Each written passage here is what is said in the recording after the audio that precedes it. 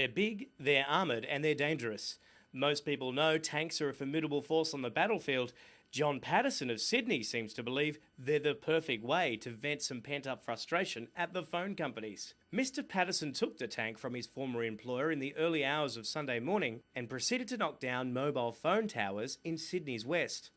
That 4 of our base stations, or 4 of Telstra's base stations, were pretty severely impacted by the tank, and pretty much immediately we had our folk on hand to try and make sure services were up and running before the local community woke up the next morning. This isn't the first time troubled men have turned to tanks to get attention.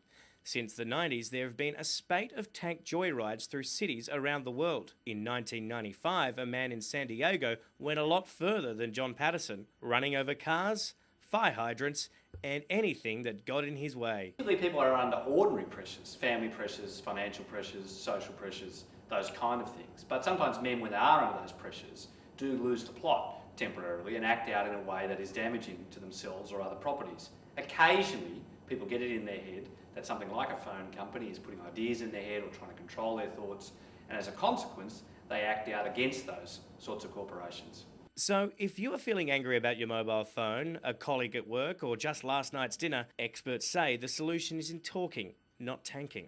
No, don't get the tank.